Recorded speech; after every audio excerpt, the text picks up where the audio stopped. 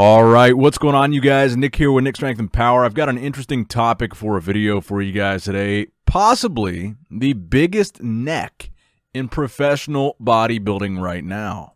That's right, IFBB Elite Pro Bodybuilder Rubiel Mosquera, currently an IFBB Elite Pro, so not the IFBB Pro League, currently has been going viral for these pictures that are coming out of just the sheer size of his neck. Now, some people are actually calling this the no-neck bodybuilder because it almost appears that his traps just go straight into his head. That's how thick and wide his neck really is.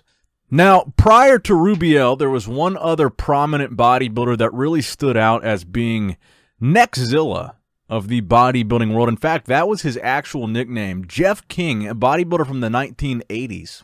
He never actually made it into the IFBB Pro League, and there was a lot of, political elements that went into that. He actually did win the NABA Mr. Universe. He also won the AAU Mr. World. But after winning these major titles in the 80s, Jeff King was essentially told he would have to go backwards. He would have to compete in the NPC and then earn a pro card in order to be a pro bodybuilder in the IFBB. And Jeff simply, from my understanding, just wasn't willing to do that. He had already won these very prestigious titles, and it was almost, I guess, insulting to him to make him go back and compete in the NPC to earn his pro card. But Jeff, at the time, like I said, one of the biggest necks in bodybuilding. He was known as Neckzilla. It appeared like his head went straight into his traps because his neck was so thick and dense. I mean, to the point where it almost doesn't even look real. You look back at some of these old pictures of Jeff King, especially the ones where he's hitting him most muscular. His neck just looks ridiculous. It looks insane. It doesn't even look like it's a real picture. It looks like it's edited. It's vascular.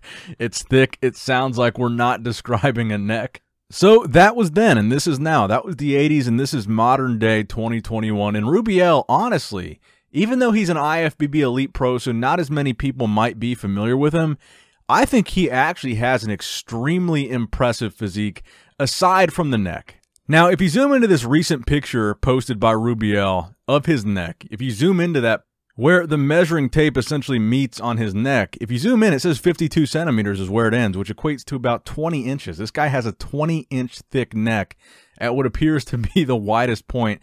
And I think the caption there is he's asking people to guess the size of his neck is the rough translation. How many inches, how thick, how far around is his neck? And I want you guys to guess in the comment section below. Is that an accurate representation? 52 centimeters, roughly 20 inches, which is, it's absolutely huge. And you look at some of these pictures, and like I said, aside from the neck, and that's why I wanted to make this video, is because aside from the neck, he has some really standout body parts. His legs are insane. He's got really big quads and really big calves, which is something I feel like you don't see all too often.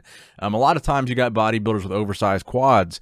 Their calves almost look underdeveloped in comparison, and this guy has some gigantic legs. His legs are really, the quads match the calves, which I think is rare nowadays. You see a lot of guys with big legs that don't have any quads at all.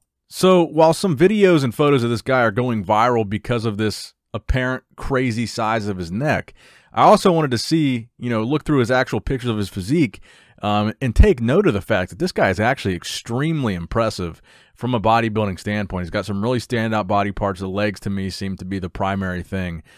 Crazy thick quads. But yeah, the neck definitely stands out as something that we probably haven't seen a bodybuilder with a neck like that since Jeff King.